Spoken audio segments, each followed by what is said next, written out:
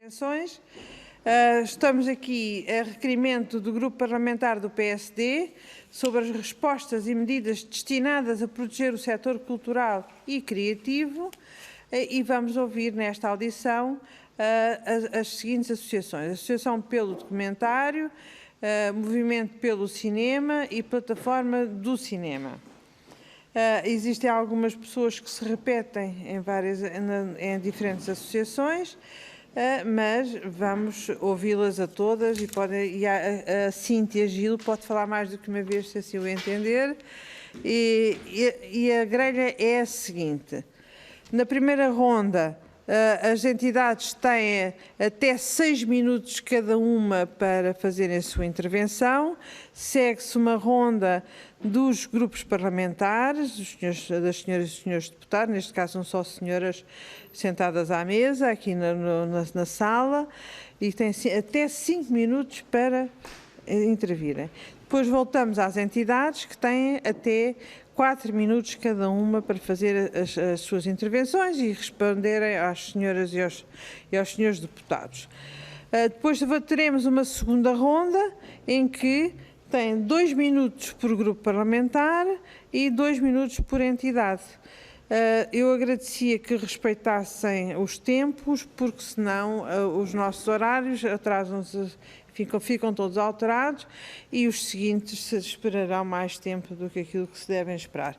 Vou então dar início à audição. Passo a palavra à Associação pelo Documentário, à Cíntia Gil. Por favor, tem a palavra. Boa tarde. Sim. Eu queria só dizer que nós, que estamos aqui, também somos membros da Plataforma do Cinema, que reúne uma série de associações e que esteve na origem da carta aberta que foi dirigida ao Sr. Primeiro-Ministro há alguns dias e que concitou também o apoio de 15 personalidades públicas da cultura e que, portanto, no limite está na origem desta audição. E queria dizer também que estamos numa sala de cinema, no Cinema Ideal em Lisboa, uma sala como todas as outras salas de cinema está encerrada, e um encerramento que esta segunda vez, depois daquele que existiu de 12 semanas o ano passado, que este vai ser mais prolongado, serão no mínimo 13 semanas, mas sobretudo que a reabertura vai ser feita com horários muito reduzidos, isto é, sem noites e sem tardes e noites de fins de semana.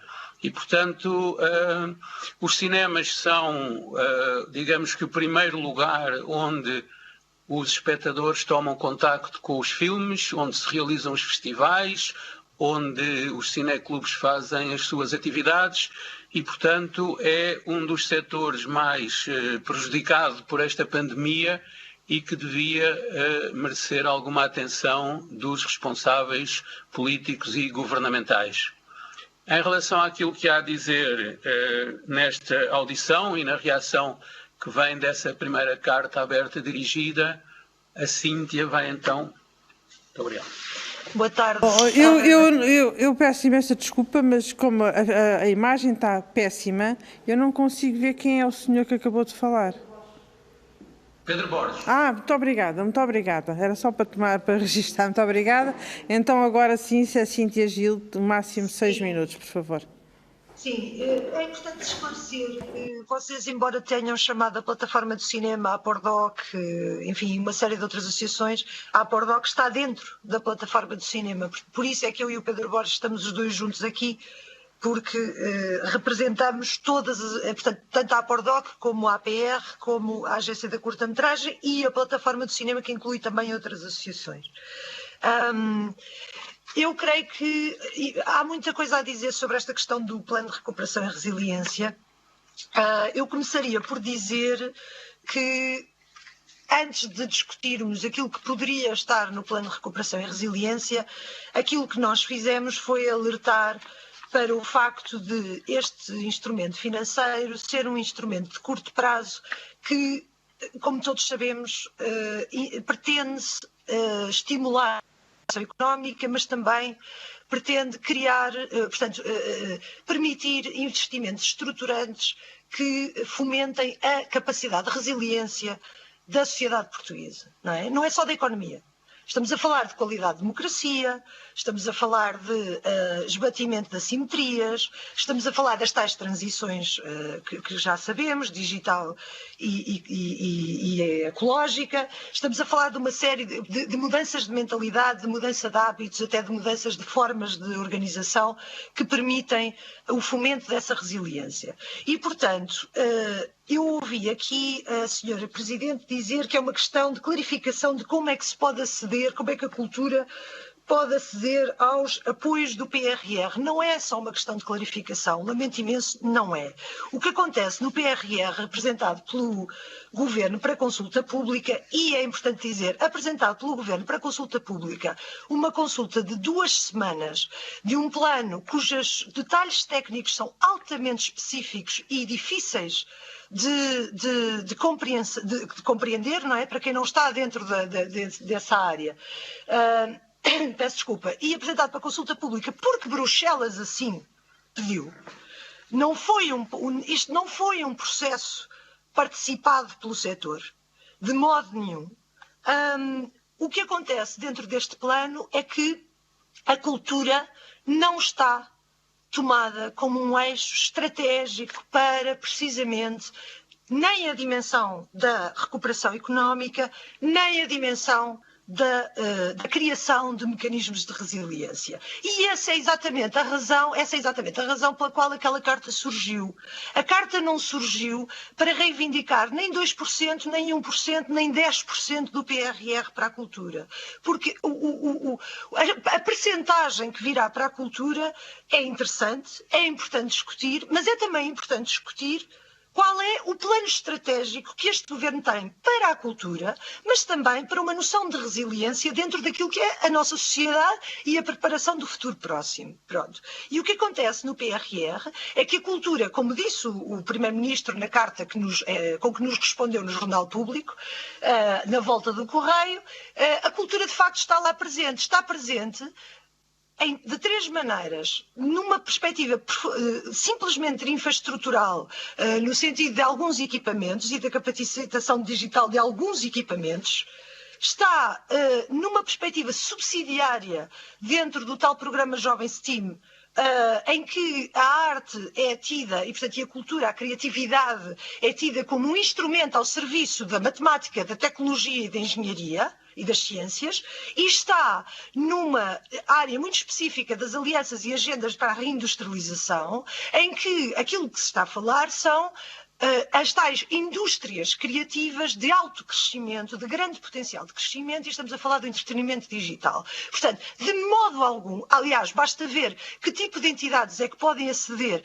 aos financiamentos previstos no PRR e vemos que as entidades que podem fazê-lo não representam a esmagadora maioria do tipo de entidades que compõem o tecido cultural português. Portanto, aquilo que acontece é que o PRR, por um lado, em primeiro lugar, não considera que a arte e a cultura são mecanismos estruturais e estruturantes para uma ideia de construção de mecanismos de resiliência na sociedade. Portanto, estamos a falar, de novo, de qualidade democrática, esbatimento de assimetrias, acesso à educação, etc.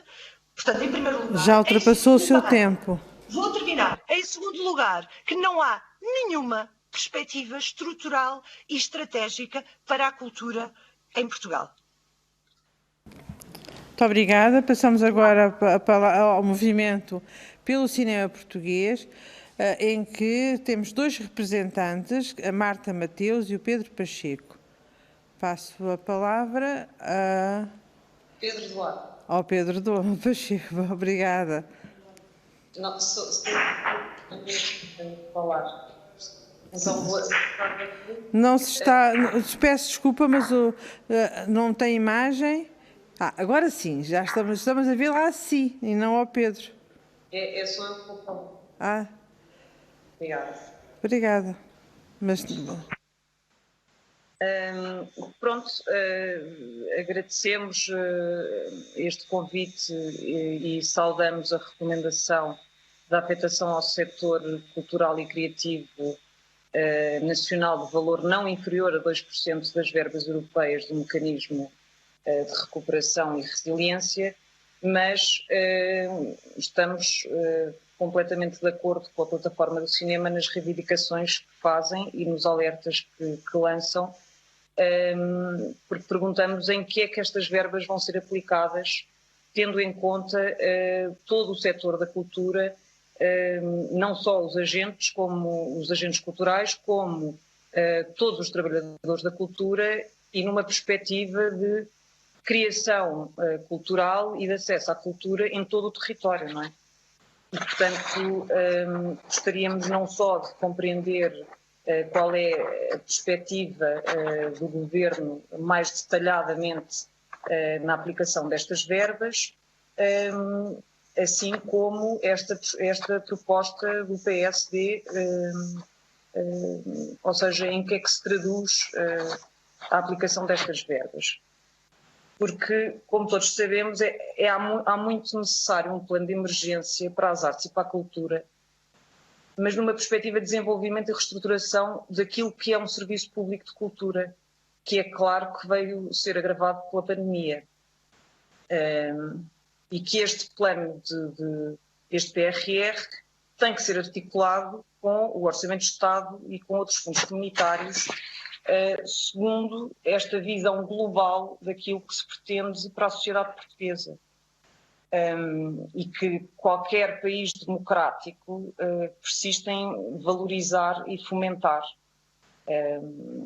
Qualquer país que veja a cultura como uma ferramenta essencial no combate às assimetrias sociais, na mudança de mentalidades e para uma sociedade saudável, capaz de reflexão e de autocrítica.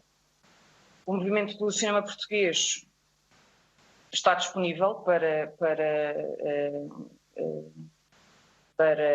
ver e para trabalhar e colaborar com o Governo e com os diversos grupos parlamentares neste plano e darmos a nossa contribuição, se ela for bem-vinda, mas temos mesmo que perguntar qual é o Plano Nacional para a Cultura e para as Artes e em que é que seriam aplicadas e de que forma estes 2%, as verbas destes 2%. É importante lembrar que esta participação, que o movimento do cinema português já participou noutras audições, no âmbito da transposição da diretiva dos serviços de comunicação social audiovisual, mas esta PPL acabou por ser feita à pressa, votada em urgência e sem ter em conta as denúncias e a posição pública de diversos agentes do setor e trabalhadores do cinema. E o resultado é conhecido. A esmagadora maioria do setor do cinema foi desrespeitado e prejudicado e foram favorecidas as multinacionais que, além do pouco ou nada que contribuem, como qualquer cidadão, com impostos para o país, não contribuíram em nada para o setor do cinema e, sobretudo, fragilizaram-no. A questão é que continuam a ser chamadas a diversas comissões de cultura, as entidades e associações do setor da cultura, nomeadamente as do cinema também, mas os seus contributos não são considerados e muitas vezes são ignorados, como aconteceu na aprovação da Lei do Cinema e, por exemplo, no agora anunciado Estatuto do Trabalhador da Cultura.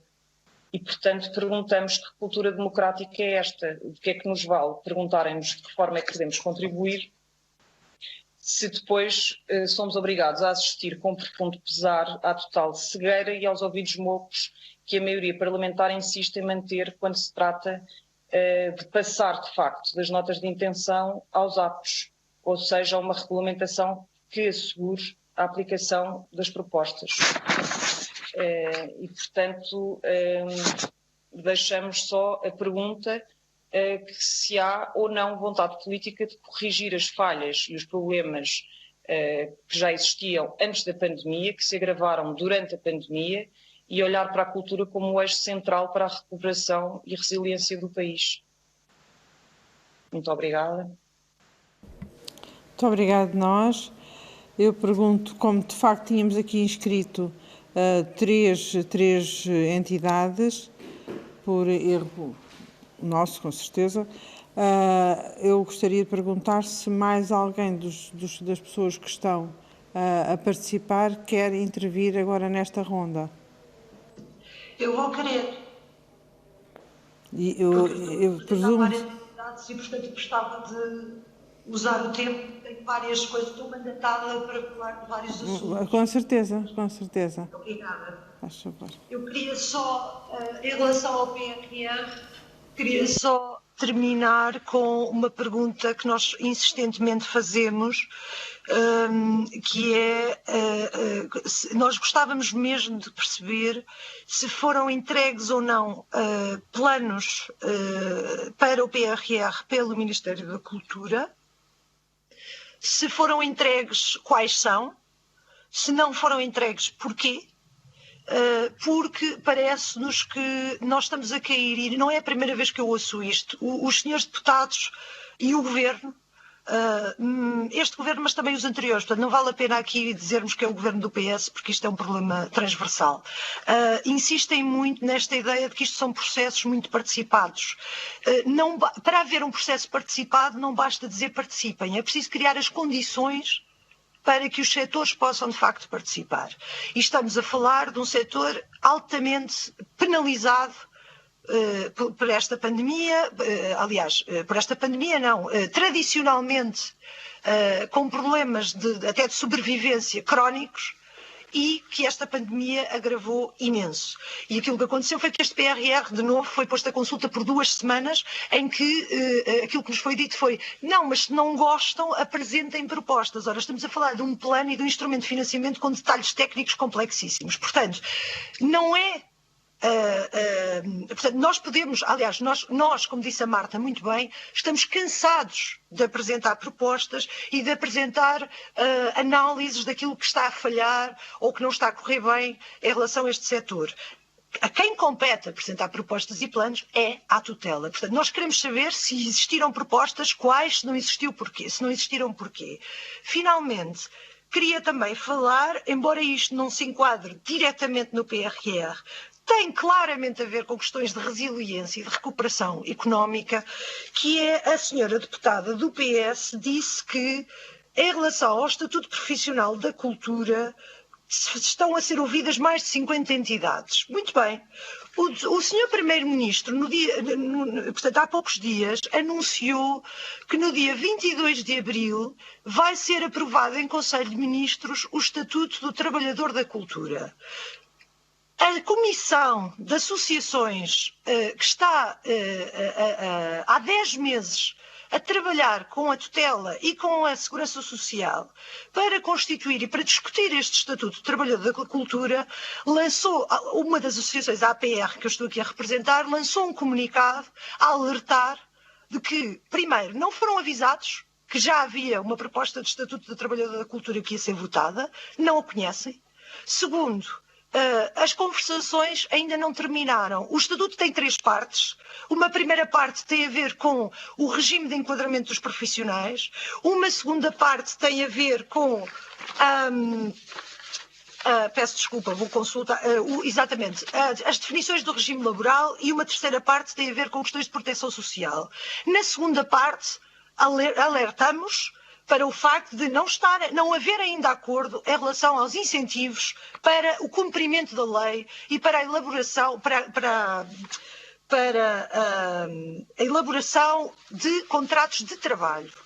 Na terceira parte, que é o regime de proteção social, não existe sequer qualquer proposta concreta do Governo em relação a isto. Não há um Estatuto de Trabalhador da Cultura concertado e discutido devidamente que venha a ser aprovado em Conselho de Ministros. Portanto, senhora deputada do PS, que disse que há... Não se importa de identificar, é que já tiveram, neste momento não está aqui nenhuma deputada do PS, já aqui estiveram 3 deputadas. Se a senhora não se importar de identificar qual era a senhora deputada, os serviços da Comissão informam a senhora deputada desse vosso... foi a senhora deputada que falou, foi a última deputada do PS que falou na ronda anterior. Com certeza, muito obrigada. Não sei o nome. Pronto.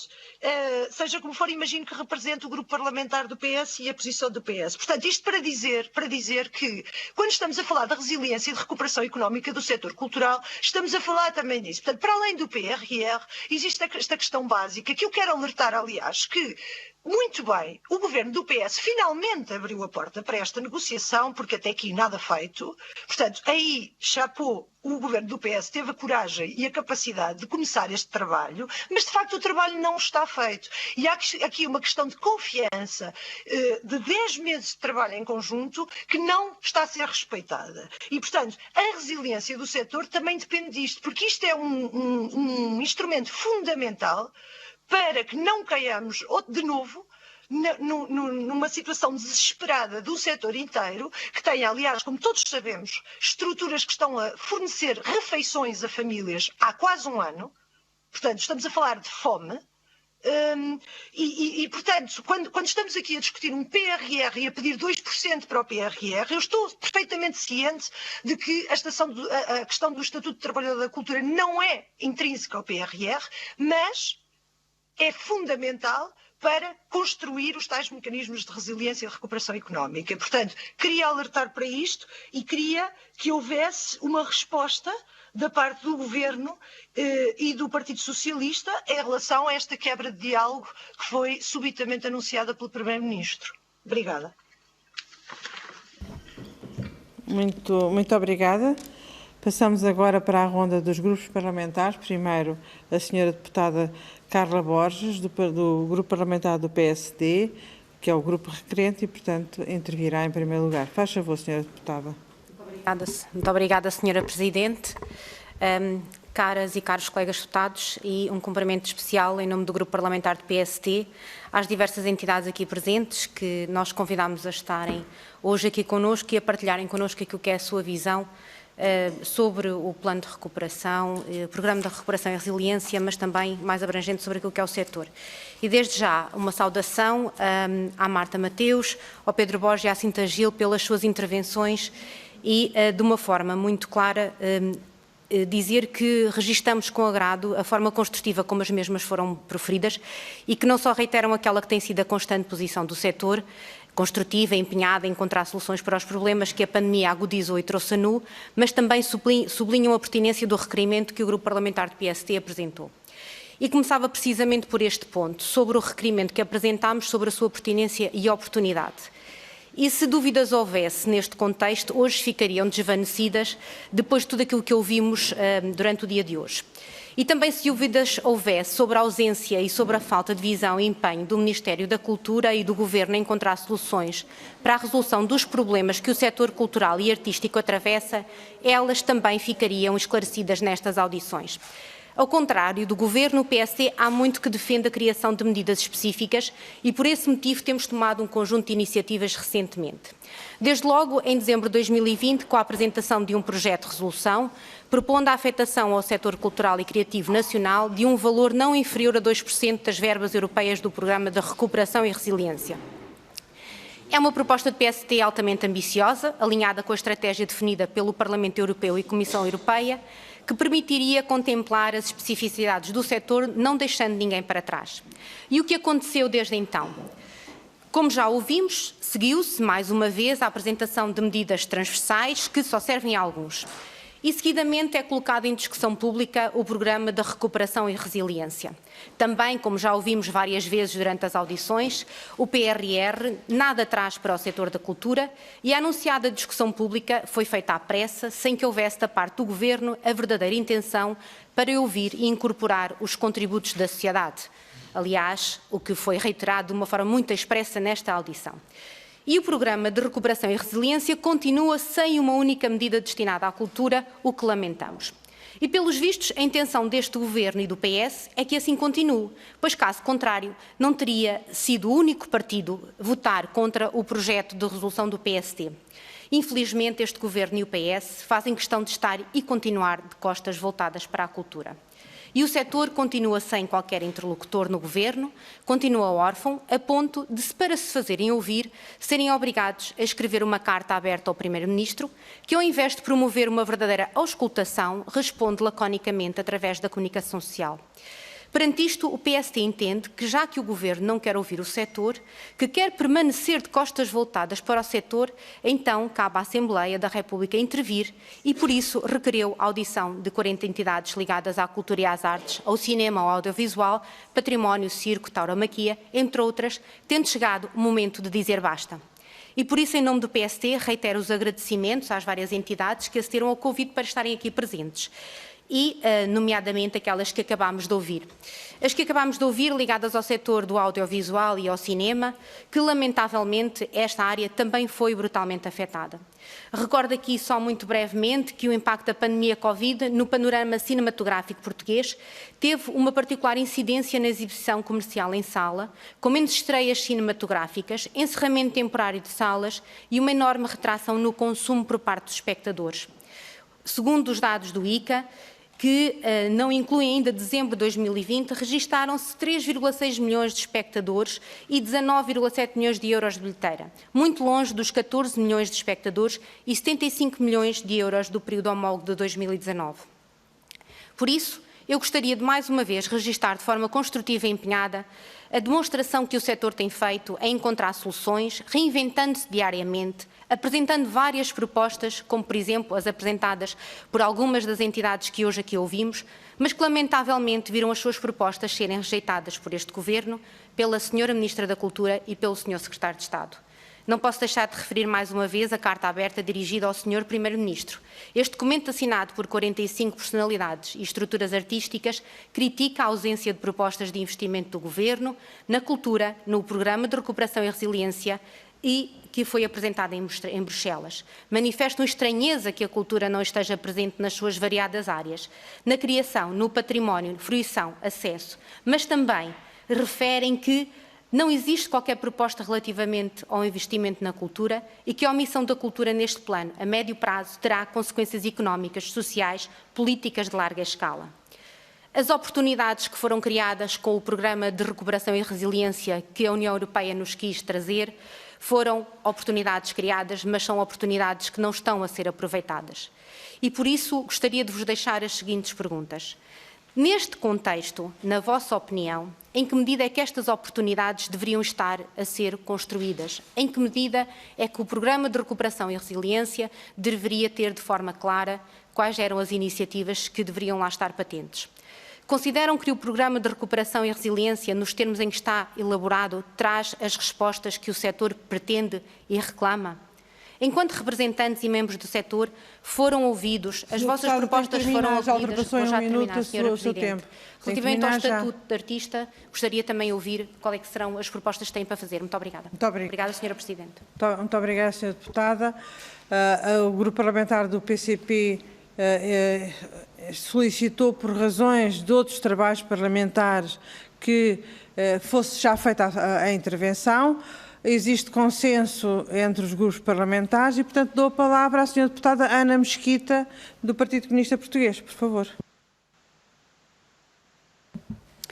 Muito obrigada, Sra. Presidente, e queria, em primeiro lugar, agradecer a compreensão dos vários grupos parlamentares devido a este conflito de agendas que nos impossibilitará, aliás, e digo já também às entidades que nos escutam, de podermos fazer a intervenção na segunda ronda com muita pena nossa. E, em primeiro lugar, também, em primeiro lugar, já é um segundo, queria cumprimentar a Cíntia Gil, o Pedro Borges, a Marta Mateus e o Pedro Duarte, agradecer aquilo que já foram os elementos que aqui foram explorados e parece-nos que há uma sintonia grande em relação àquilo que foi colocado e aquilo que o PCP tem vindo a questionar ao longo da manhã e da tarde de hoje. De facto, e pondo isto em pratos limpos, para o PCP não há democracia sem cultura. É um dos seus pilares.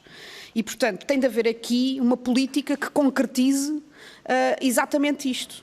E não tem havido, ao longo de anos por sucessivos governos. E foi essa forma, essas opções políticas que foram tomadas por uma política claramente de direita, que trouxeram a cultura a um ambiente de tal fragilização que bastava o inesperado para isto tudo desabar como um castelo de cartas, que foi exatamente o que sucedeu. E, portanto, nós temos vindo a colocar preocupações em relação a isto dos mecanismos de recuperação e resiliência. Se estiveram a acompanhar as audições, terão ouvido o que nós fomos colocando, porque consideramos mesmo que é perigoso e é uma ilusão perigosa pensar-se que vão ser estes mecanismos de recuperação e resiliência a resolver os problemas estruturais da cultura e do país. Porque, primeiro, tendo em conta a forma como eles estão concebidos, que são instrumentos que, de certa maneira, vão aumentar até a dependência e a subserviência dos vários Estados em relação à política da União Europeia, isso é uma outra questão, além de condicionarem as opções soberanas, mas porque, efetivamente, falta este tal plano estruturado de acordo com o que são as nossas necessidades, aquilo que nós sentimos que é importante. E efetivamente, aprovar uma resolução em que apenas se fala dos 2% aplicáveis no PRR para a cultura, é preciso muito mais. É preciso perceber para quê, como, quando, onde, em quê, de que forma é que isto vai ser aplicado. Até por uma coisa tão fácil e tão simples, e que estas entidades que aqui estão hoje estiveram até muito presentes nessa discussão. Nós vimos bem o que é que aconteceu na discussão da transposição da diretiva através da PPL 44 e que no final aquilo que ficou foi um enorme favorecimento a multinacionais e, portanto, esta foi a opção de fundo. E, portanto, nós também queremos saber se a opção de fundo para depois de usar estes 2% é exatamente na mesma lógica, porque o PRR e estes mecanismos estão orientados precisamente para o favorecimento dos grandes grupos económicos. E, portanto, isto não pode ser o caminho. Este não pode ser o caminho. E, portanto, aquilo que o PCP considera é que é preciso, efetivamente, que exista um Plano Nacional de Desenvolvimento para as Artes e para a Cultura e em que se ponha também o Orçamento Nacional a dar respostas urgentes, porque isto não pode perfeitamente acontecer e não tem acontecido por opção do Governo. Mas para a construção deste Plano Nacional de Desenvolvimento para as Artes e para a Cultura, podemos e devemos aproveitar todo o tipo de ferramentas disponíveis, mas tem de haver aqui, por parte do Parlamento, e por parte do Governo, o compromisso com a atribuição mínima de 1% do Orçamento do Estado para a cultura, com a estruturação de um verdadeiro serviço público de cultura. Ora, então vamos aqui a ver, o PSD hoje veio dizer os 2% e nós temos aqui uma proposta tão ambiciosa e não sei o que, não sei o que mais. Quando falamos de 1% para a cultura, népia, nada. Não há votação a favor disto. E muitos destes problemas com que nós estamos confrontados hoje, o que vem é de opções erradas estrategicamente há décadas. E, portanto, muitas destas coisas não estariam a acontecer se a proposta do PCP, nomeadamente esta, há muito tempo tivesse sido aprovada e implementada. Mas a questão que aqui se coloca, e nós temos este receio fundamental, que é, e vou mesmo terminar, de facto, não é só a questão das verbas, que não são suficientes no global para aquilo que são as necessidades do país, é a forma como elas vão ser usadas. Porque aquilo que é a linha do costume, que é ataques aos direitos dos trabalhadores, contenção salarial, liberalização de mercados, privatização de empresas públicas e financiamento dos lucros dos privados, isto não serve para a situação que está colocada agora e, portanto, o que eu vos deixava de pergunta será uma questão de fundo, é efetivamente o que é que estruturalmente tem de ser alterado para que nunca mais atravessemos esta situação e para que as coisas não fiquem na mesma. Obrigada, esta é a grande questão. Muito obrigada, Sra. Presidente. Obrigada. Agora, retomando a ordem parlamentar, passo a palavra ao Sr. Deputado José Magalhães, do Grupo Parlamentar do Partido Socialista. Tem a palavra, Sr. Deputado. Muito obrigado, Sra. Presidente. Também nós agradecemos as contribuições dadas e aquelas que ainda acontecerão ao longo deste debate e gostaria de deixar bem claro que para o PS não há verdadeira democracia sem cultura para todos. Não se trata só de haver cultura, cultura com sentido democrático. Também sabemos que em nenhum país do mundo o microcosmos da cultura ficou imune ao impacto do vírus. E, portanto, desse ponto de vista, temos que ser, infelizmente, aliás, suficientemente realistas para não imaginar que pudesse ser o contrário, governasse, aliás, quem governasse.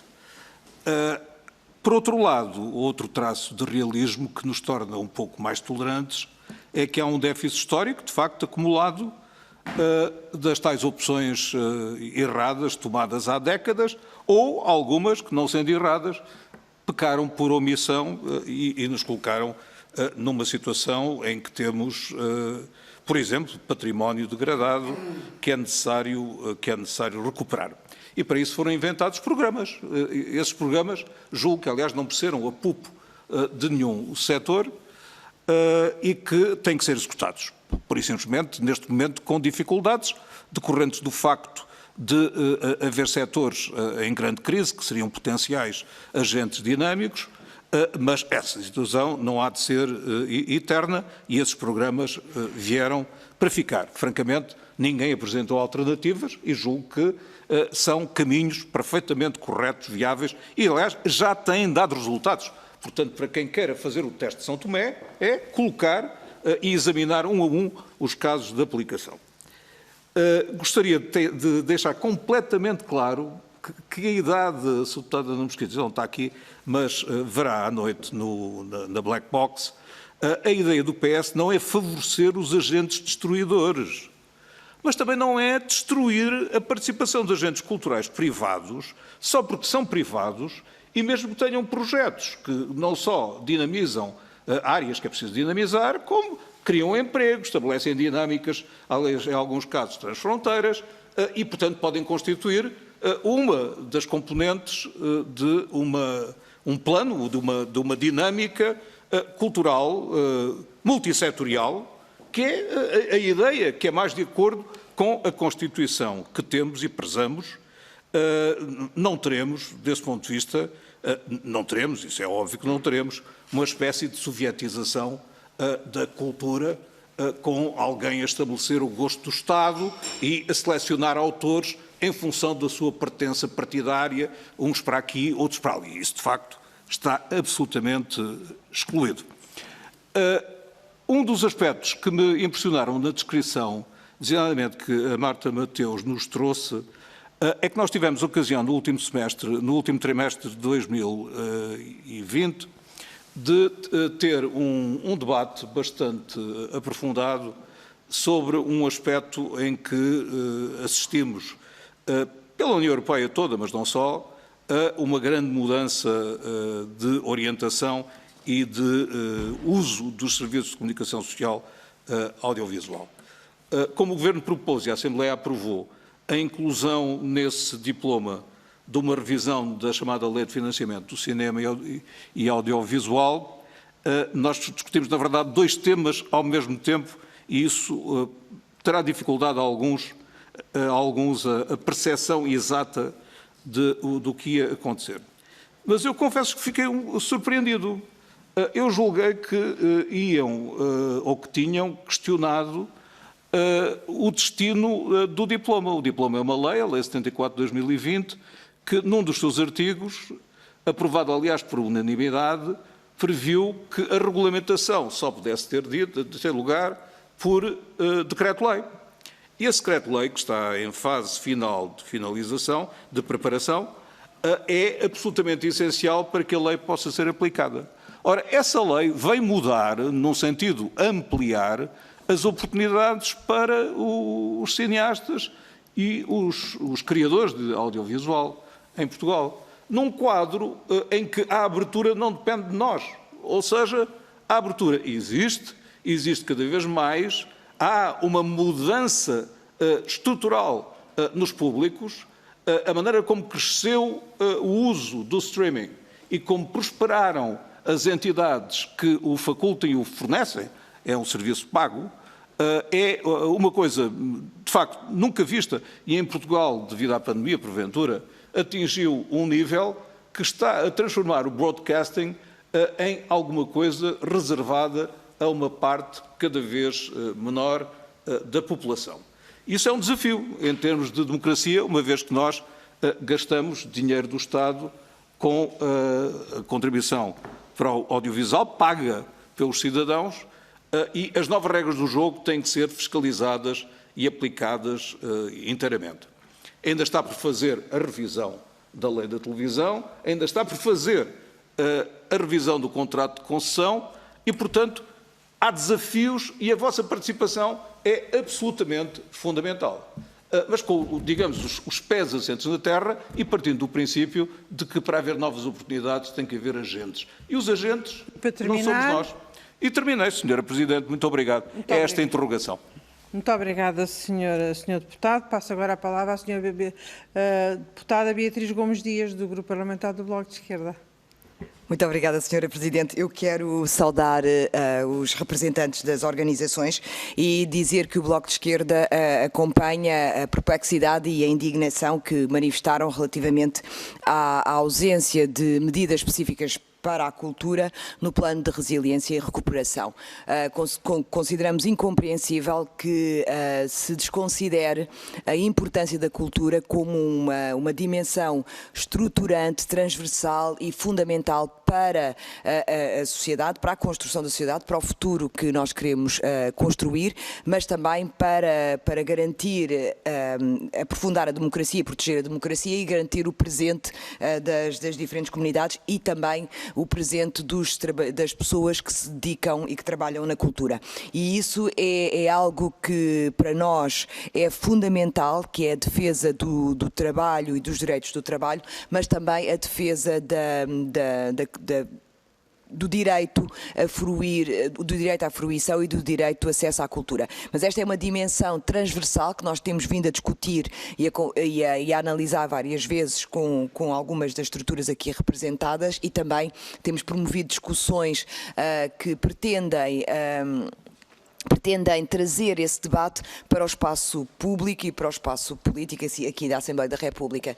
E também temos apresentado um conjunto de iniciativas legislativas que não têm sido acompanhadas pelo PS e por isso, e muitas vezes também não foram aprovadas pelo PSD e isso fez com que elas não fossem concretizadas. Isto para ilustrar que nós entendemos a vossa frustração no sentido em que, como manifestaram, que têm participado ativamente para a construção de melhores soluções para a resolução dos problemas identificados e que estes não são acolhidos e que continuamente são interpelados e convidados a participar nos debates e depois as opiniões e os contributos não são tidos em conta.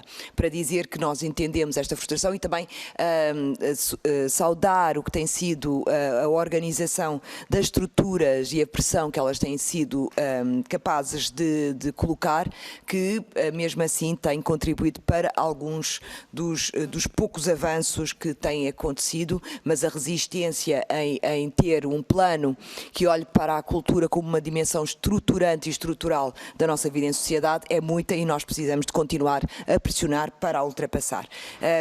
Fazendo este diagnóstico e colocando aqui o que é o compromisso do Bloco de Esquerda, eu gostava de fazer perguntas sobre algumas das medidas que foram apresentadas e sobre as quais pedia o que tem sido a vossa reflexão e as vossas percepções. Também destacar que o estudo Reconstruir a Europa, a Economia Cultural e a criatividade antes e depois da Covid-19 dá-nos dados preocupantes para a indústria, para as indústrias culturais e criativas, nomeadamente dizem-nos que 46% dos entrevistados disseram que não se sentiam confortáveis a ir a um espetáculo durante vários meses e que 21% destas pessoas que foram entrevistadas disseram que não se sentiam confortáveis a ir a um espetáculo durante vários anos. Portanto, o impacto no cinema é significativo, a perda de receitas é de 75%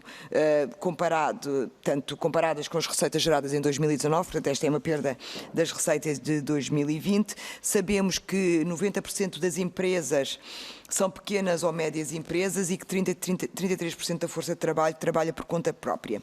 E neste âmbito o Governo apresentou algumas medidas, que é o apoiar, o garantir cultura, e no garantir cultura há uma linha que foi aprovado pelo ICA, que que visa apoiar a retoma e a manutenção das atividades e entidades, tendo em conta os prejuízos decorrentes da suspensão total ou parcial da atividade. Esta linha tem um valor de 1.400.000 euros e ainda não, eu fiz esta pergunta no grupo anterior e ainda não foram, a regulamentação desta medida ainda não foi publicada e por isso eu peço-vos que se puderem partilhar connosco um conjunto de características específicas para a regulamentação desta medida que pudesse ampliar a sua abrangência e ampliar a sua capacidade de resolução dos problemas que estão colocados.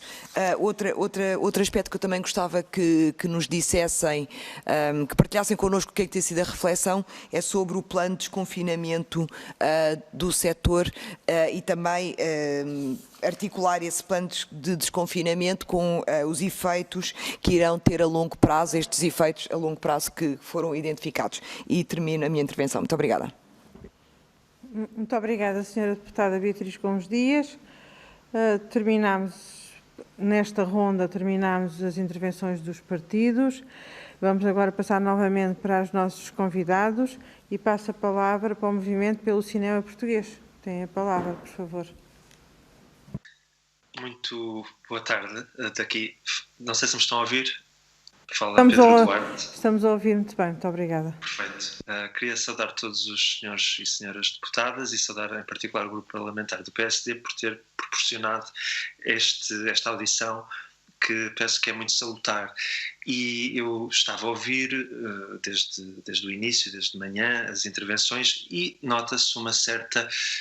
estava a ouvir, a tentar pôr-me no lugar até dos senhores deputados e nota-se uma certa, diria até, pesando a palavra, uma certa monotonia nas intervenções nas quais é dito por todos nós, todos os intervenientes do setor, que falta um plano para a cultura, que falta verba para a cultura, que não são ouvidas as entidades e é interessante porque é que há esta repetição de intervenções. Eu, na minha experiência profissional, quando noto uma repetição de conteúdo de uma intervenção, aprendi que é porque há uma incompreensão, possivelmente parte a parte, uma incompreensão que não permite compreender o conteúdo desta intervenção e, portanto, ela é repetida. E, portanto, o que eu propunha fazer, rapidamente, era uma tradução daquilo que tem sido dito até agora.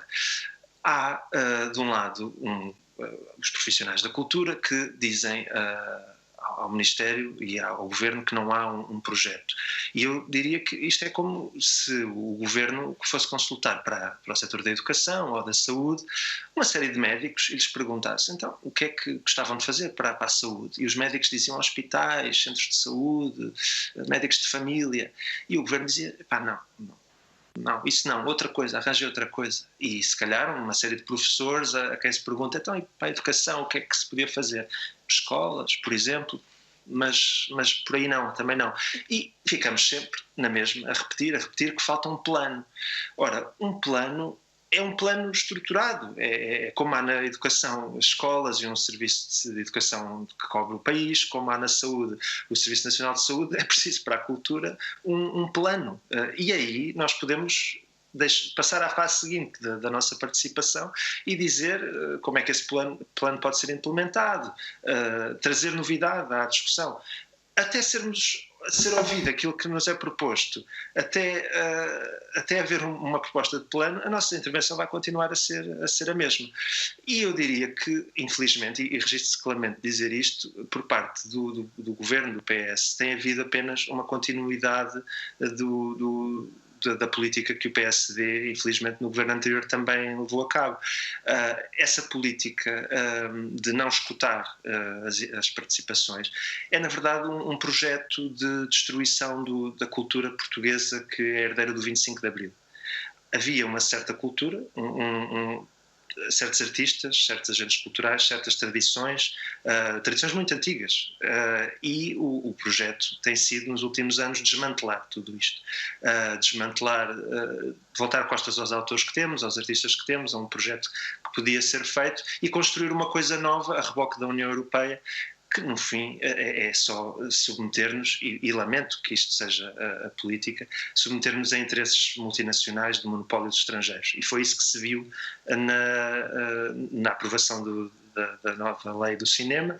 E respondendo ao Sr. Deputado José Magalhães, não é bem verdade aquilo que diz, na medida em que agora já podemos comparar aquilo que foi aprovado no final do ano passado com o que está a ser proposto noutros países. E não sendo esse o âmbito desta audição, porque eu gostava mesmo de falar do plano de resiliência, o que vemos é que a França está a propor 25% de investimento, de obrigações de investimento, Itália 25% de obrigações de investimento aos privados, Dinamarca, Polónia, Croácia e Holanda 6%, Espanha 6%, e portanto vemos que eu proponho aos senhores deputados que consultem um artigo na Variety, a revista internacional Variety, onde Portugal é colocado quase assim num tom de troça como o país que aprovou 1% mais 4%. Portanto, hoje é muito claro que... E para concluir... E pronto, para concluir, concluo exatamente este raciocínio. Temos que passar uma etapa em que haja um plano e não medidas avulsas. Muito obrigado. Muito obrigada a nós. Passo agora a palavra para a plataforma do cinema. Tem a palavra, por favor. Boa tarde. Olá outra vez. Bom, eu em relação às perguntas que nos fizeram, eu preferia dizer, antes de mais, que eu compreendo a razão desta audiência. Compreendo que o PSD tenha achado que este era o momento de intervir. Mas eu queria dizer que há um certo desconforto, e eu tenho que o dizer, há um certo desconforto em ver que a cultura é permanentemente usada como arma de arremesso entre o PS e o PSD, quando as políticas são bastante parecidas. Salvaguardando a exceção, como eu disse hoje, de facto o PS ter aberto a discussão do Estatuto de Trabalhador da Cultura, mas, como já vários colegas disseram, o PS e o PSD foram exatamente os partidos que permitiram, aliás, que alegremente cavalgaram a grande oportunidade perdida que foi a tal transição, portanto, da diretiva comunitária, que poderia ter permitido não só mais obrigações de investimento, e, portanto, aí sim, senhor deputado, alargar as oportunidades para os privados, porque ninguém aqui está a pedir sovietizações de cultura, mas também injetar mais financiamento no sistema público de financiamento. Portanto, foi uma dupla oportunidade perdida, tanto por responsabilidade do PS como do PSD. Portanto, eu queria deixar claro, isto é uma espécie de salvaguarda de intenções, que estamos aqui com todo o gosto, porque estamos a lutar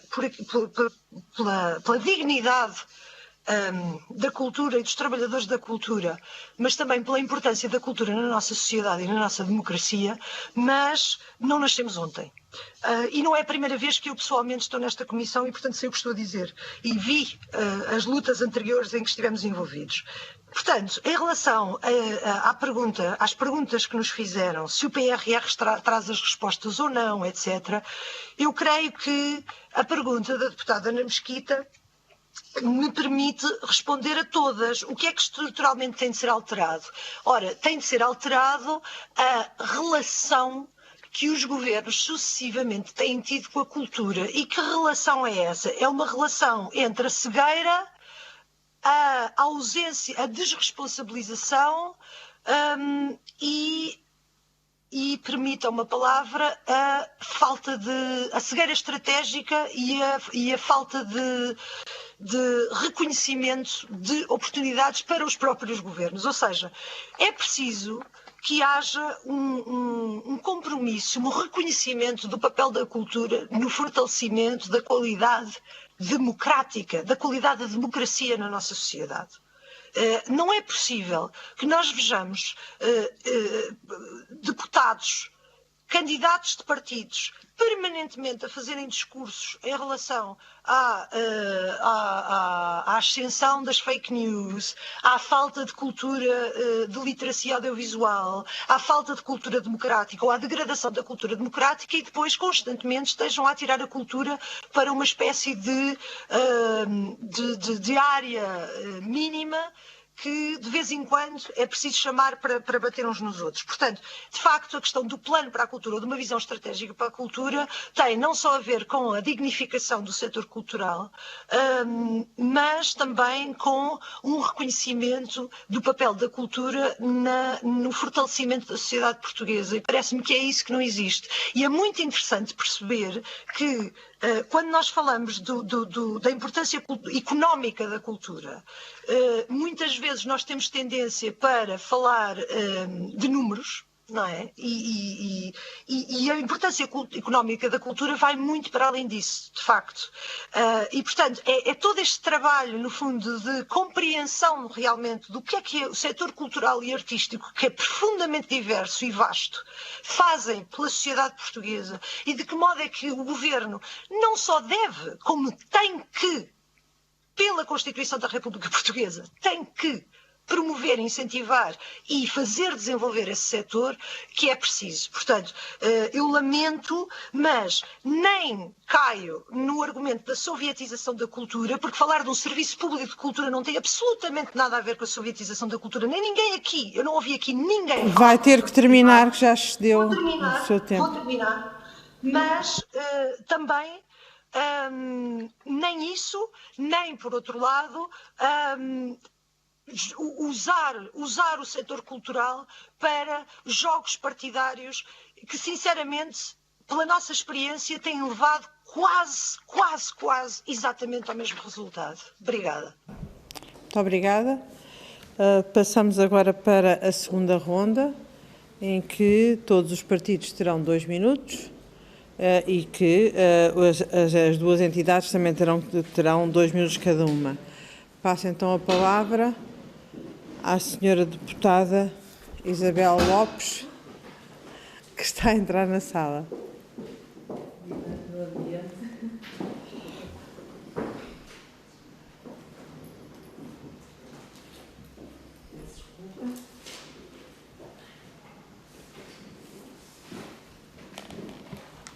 Faz favor, senhora deputada.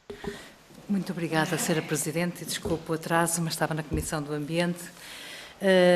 Chegados quase ao fim desta audição, queremos mais uma vez reafirmar a importância dos contributos e soluções de todos e de cada um de vós.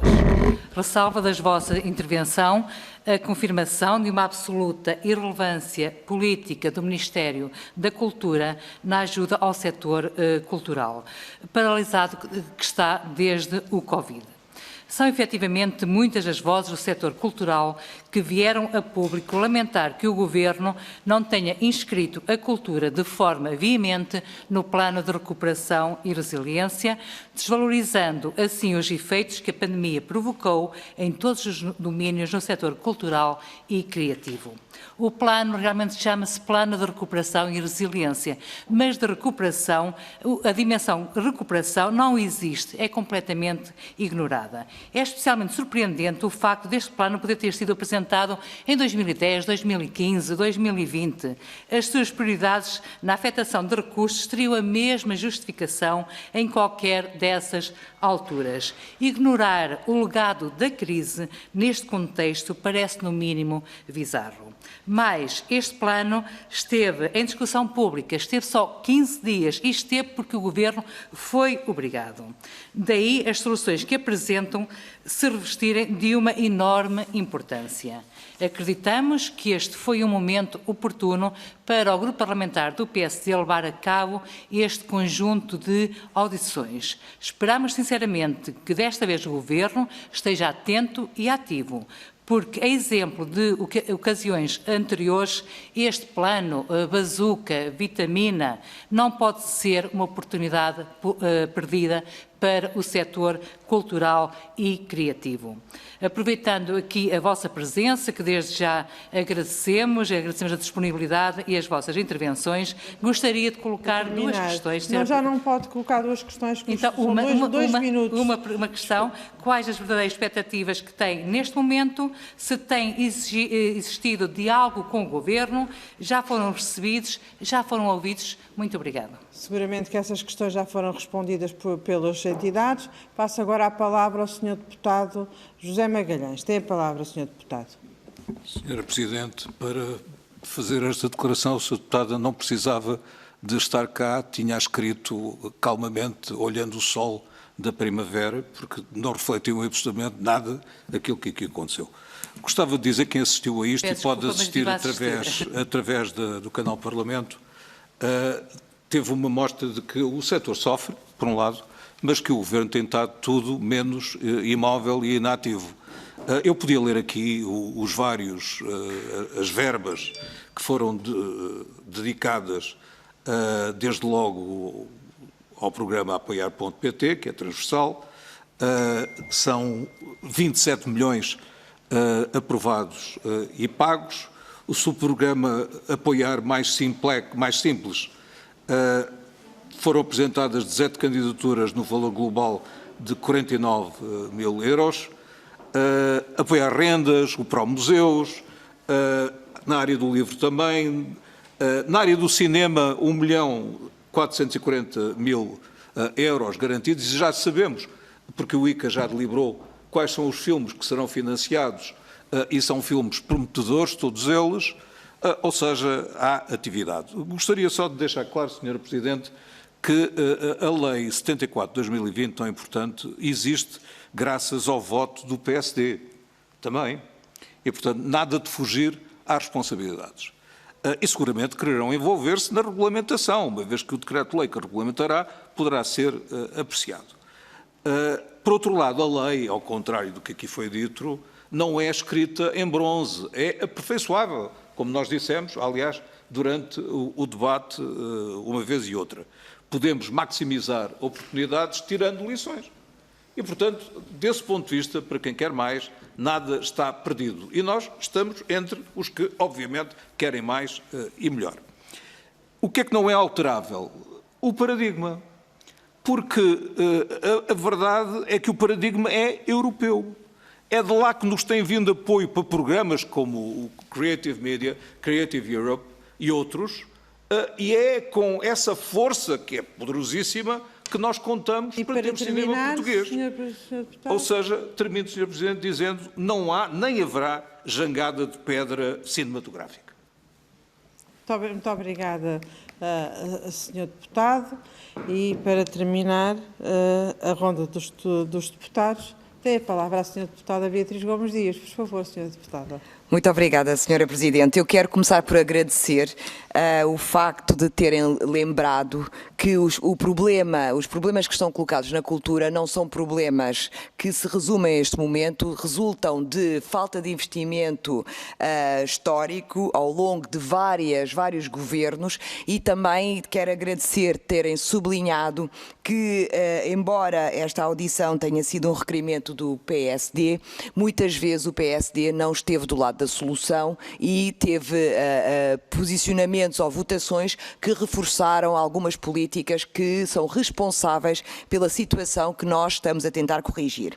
Também queria saudar a força e a mobilização das estruturas representativas do setor, que ficou muito patente nas audições que nós fizemos hoje ao longo do dia, e que mostra que a força reivindicativa e a força da rua é que tem sido o motor para potenciar a transformação que é tão necessária para podermos pensar numa sociedade mais igualitária, mais justa, e que temos que contar com a força das estruturas representativas do setor e das pessoas que trabalham na cultura, para poder defender a cultura e aprofundar a democracia, e que contam com o compromisso do Bloco de Esquerda para traduzir esta força da rua em iniciativa legislativa que irá defender inequivocamente a cultura e a importância da cultura na nossa democracia. Deixamos também, queremos realçar e destacar a importância do investimento na cultura e do planeamento, e de que deve ser central nas políticas públicas a convicção de que a cultura é uma dimensão fundamental da nossa vida coletiva. Muito obrigada. Muito obrigada, Sra. Deputada. E agora, para encerrar esta audição, tem a palavra as duas entidades que estamos a ouvir. Vamos começar pelo movimento pelo cinema português, onde tem a palavra por 2 minutos. Muito obrigada.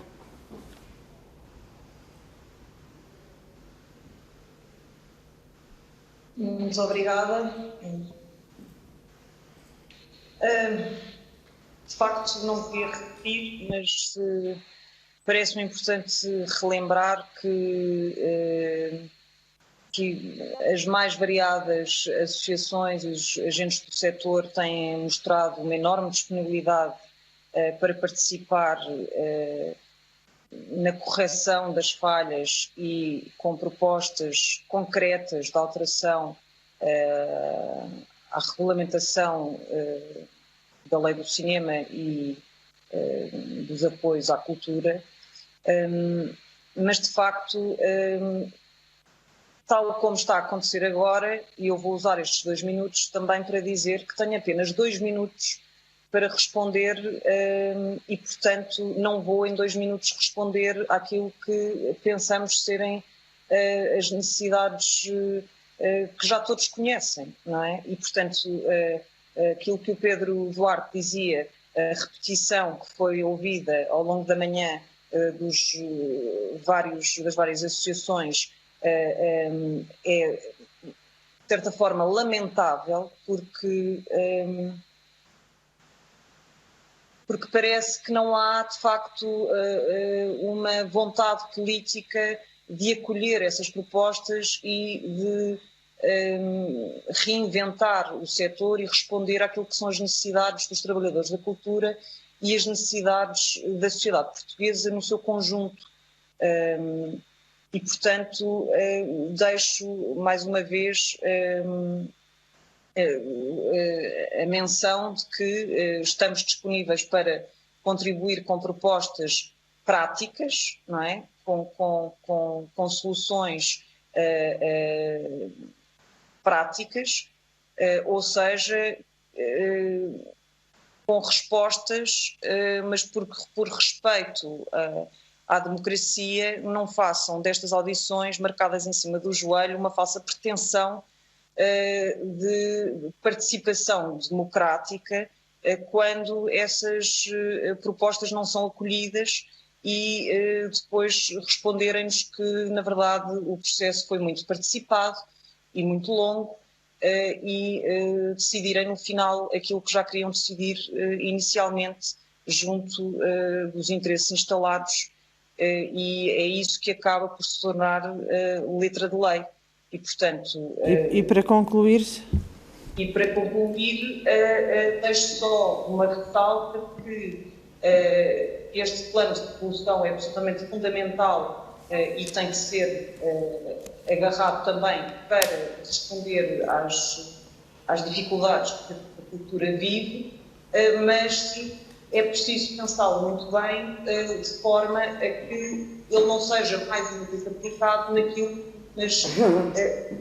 que pode tornar-se, na verdade, como um problema maior, que já são os nossos problemas, ou seja, quer que sejam aplicadas nas chamadas indústrias criativas, mas que, na verdade, não somos nós, são, mais uma vez, plataformas digitais e multinacionais que entram em competição absolutamente desleal para os trabalhadores da cultura. Obrigada. Muito obrigada. Passo agora a palavra à plataforma do cinema. Tem a palavra, por favor. Muito obrigado. Eu peço desculpa, gostava de começar por me dirigir ao Sr. Deputado José Magalhães, uma vez que é também espectador regular do Cinema Ideal, e para voltar às afirmações que fez em relação à lei que foi aprovada, que ficou conhecida pela lei Netflix e que vem responder a uma exigência europeia de que Portugal foi um dos 3 primeiros países a responder e aquele que já é conhecido, como explicou o Pedro Duarte, como o pior exemplo que se podia ter na Europa. Porque as transformações tremendas que têm vindo a existir e que esta pandemia provocou, vieram em primeiro lugar afetar o setor que é o setor da exibição, o setor das salas de cinema. E quando o Estado impõe obrigações de investimento ou quando o Estado impõe taxas sobre a atividade, e tenhamos em conta que essas plataformas hoje em dia em Portugal têm receitas que não serão inferiores a 50 milhões de euros anuais, é porque o Estado, através de júris independentes, pode depois redistribuir esses montantes em determinadas atividades. E que uma das atividades que deveria ser privilegiada, e não falo só dos cinemas independentes, falo dos grandes cinemas que têm outro tipo de programação e que também vão ter muitas dificuldades em reabrir e para os quais é muito difícil encontrar meios que permita apoiá-los. E esse seria um meio muito importante.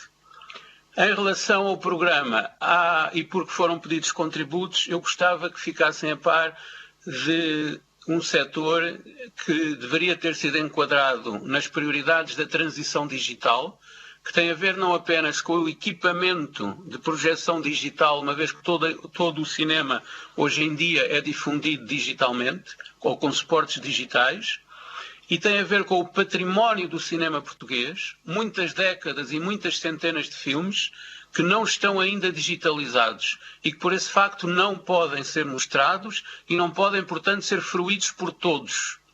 É o caso, nomeadamente, da atividade da Cinemateca Portuguesa e das grandes limitações orçamentais que a Cinemateca tem e que não tenho a certeza que toda a gente tenha consciência, que é a velocidade a que tem sido possível fazer processos de digitalização desse património, nem daqui a 30 anos ele estaria nessas condições. E, portanto, se há setor, e no campo específico do cinema, que deveria ser particularmente considerado neste plano de resiliência, deveria ter sido esse, e mesmo esse ficou afastado. Obrigado. Muito obrigada pela vossa intervenção. Chegamos agora ao fim desta sessão, não só desta audição, mas deste longo dia em que ouvimos mais de 2 dezenas de entidades, algumas delas representantes de variedíssimas outras entidades, e gostava só para esclarecer, e antes de encerrar a sessão, o seguinte. A forma de funcionamento desta comissão, da Comissão de Cultura e Comunicação, à semelhança de outras comissões, é uma forma de funcionamento que representa a democracia em Portugal. Isto é, os requerimentos são aprovados por maioria e por maioria são vetados, assim como as audições são aprovadas por maioria e os seus calendários e as suas grelhas também são votadas por maioria. Ou seja, não existe nem nenhuma ditadura da mesa, nem nenhuma ditadura de nenhum dos grupos parlamentares. E, portanto, estas audições resultaram de um requerimento que foi aprovado, um requerimento apresentado pelo PSD, que foi aprovado, e que propunha a audição de 40 entidades. Entendeu a Comissão de Cultura e Comunicação, por maioria, que essas entidades, só tínhamos 2 hipóteses. Ou fazíamos 40 audições e o requerimento requeria que fossem audições realizadas com urgência, ou fazíamos 40 audições e daqui a 40 semanas vinhamos cá outra vez fazer o balanço, ou juntávamos, e foi esse que foi aprovado pela Comissão, é que se iriam juntar em